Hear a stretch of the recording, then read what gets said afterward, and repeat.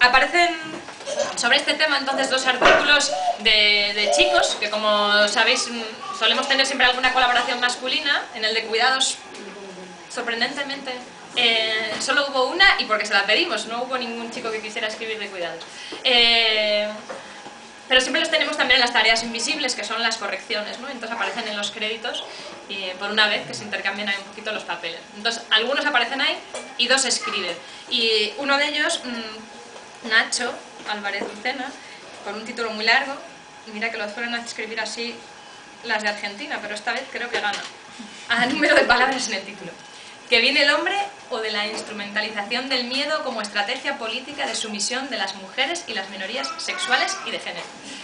Toma ahí. Nos habla de cómo el miedo es una emoción que está construida socialmente, que opera como una estrategia política para sostener el capitalismo heteropatriarcal, colonial, capacitista, ¿no? Y que se cuela en muchos sitios, ¿no? Y nos habla de las violencias hacia las mujeres, minorías sexuales y de género, como en un continuo de alta intensidad: asesinato, violación, agresión sexual, agresiones LGTBI fóbicas, hasta baja intensidad, que serían las de acoso, ¿no? en espacios más privados, como el ámbito familiar o laboral, o en el espacio público del acoso callejero, ¿no? Y lo interesante es, además de contar esto, es, como tío, dice, vale, ¿qué hacemos los hombres en nuestro día a día?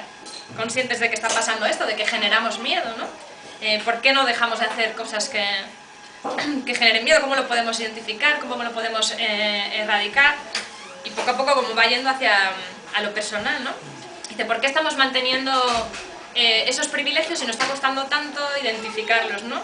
Y dice, porque el heteropatriarcado nos favorece, sería la respuesta más sencilla y no por ello menos cargada de razón, pero creo que debemos ir más allá. Quizá además no estamos sabiendo deconstruirnos y reconstruirnos desde el feminismo, o el dolor que esto conlleva se nos hace insoportable y por ello lo rehuimos. Quizá tenemos miedo a otras formas de hacer que no controlaríamos, en las que estaríamos presentes, pero de igual a igual y no como protagonistas. Quizá estemos insertos en una batalla del miedo en la que algunos ni siquiera se han planteado por qué participan de ella, ¿no?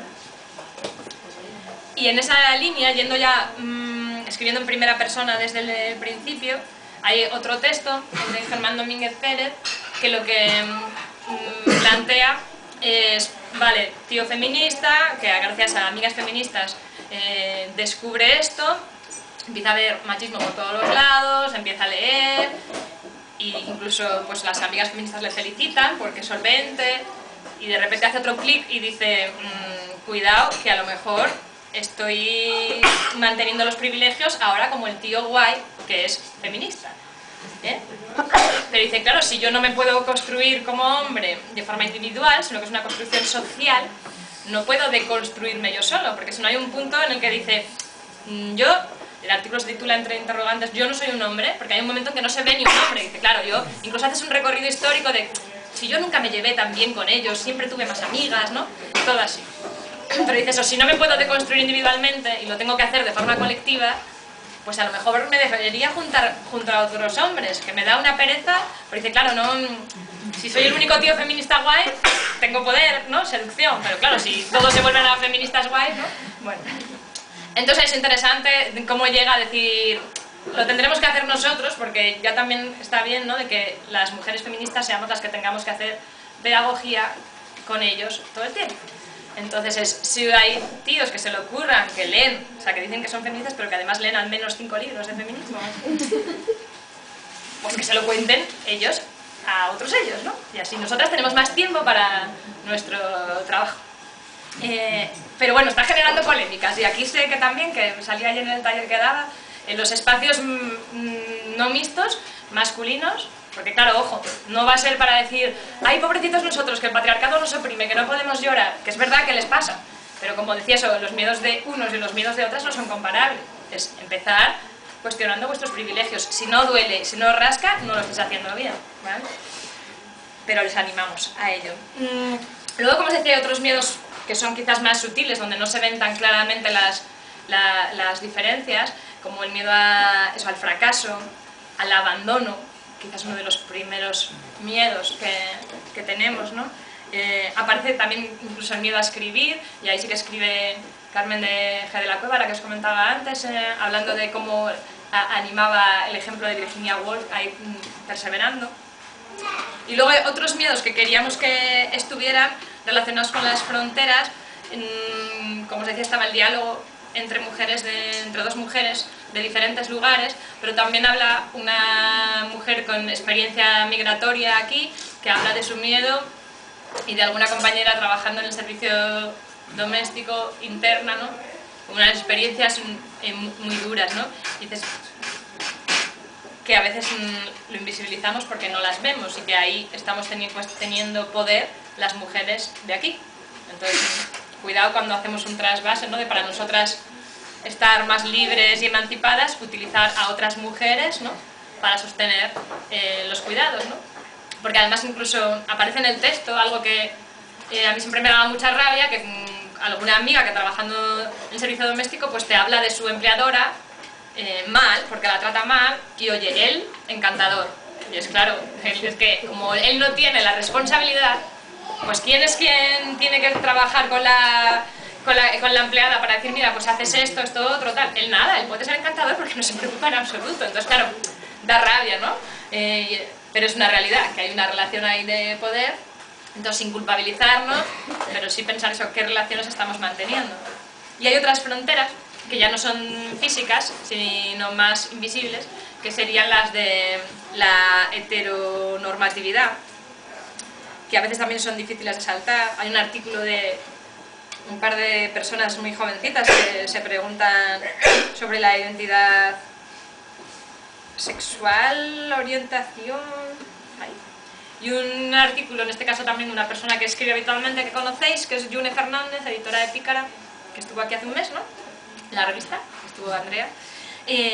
Muy valiente, que se titula "Y yo, que no temía al armario", en el que cuenta cómo ella, estando en un entorno privilegiado feminista, pues cuando comienza a tener relaciones con mujeres, no de enrollarse por ahí de noche, sino de a plena luz del día, salir, ir de la mano, darse besos y esas cosas, pues descubre que tiene una lesbofobia internalizada, ¿no? O interiorizada.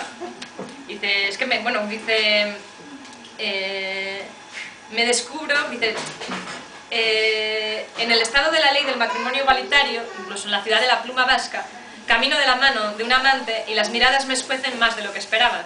Me descubro plegada a la moral conservadora cuando evito los besos en la boca si hay criaturas o ancianas cerca. Una vez que me asumo como lesbiana, empiezo a temer a la lesbofobia. Y dice más adelante, cuando una tiene la información y la red de apoyo y aún así no sabe responder, se siente especialmente culpable.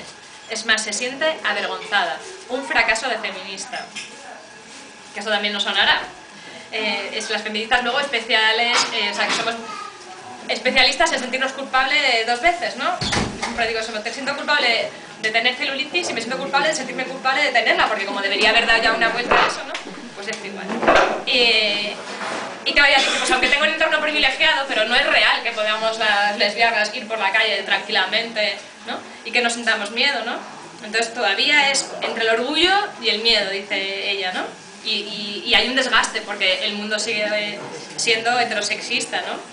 Entonces cuando el lesbianismo deje de ser transgresión, tal vez entonces pues podamos abordar otros miedos, ¿no? También aparecen miedos en torno a la sexualidad, que aparece en este caso Carolina Checa, que ha escrito varias veces y lo que suele hacer siempre es el fondo. Lo que suele hacer es aportarnos los testimonios de otras personas y dejárnoslo casi ahí sin meter ella su voz, ¿no? Para que podamos pensar. Sé que además está siendo chulo porque van a hacer algo más largo, ¿no? Porque aquí aparecen unos extractos pequeñitos, pero se lanzó a preguntar a gente sobre sus miedos en la cama y la gente contó. Esto les cuesta soltarse, pero una vez que te pones, entonces van a recopilarlo. Ya cuando esté, creo que van a hacer un fanzine y entonces nos llegará, ¿no? Seguramente cuando los leamos, pues algunos nos van a resonar más y otros menos, porque no tienen nada que ver con nuestra experiencia, pero sí nos va a hacer pensar y en este terreno que a lo mejor yo no lo he pensado, ¿cuáles son mis miedos, ¿no? Y luego unos miedos que no quería dejar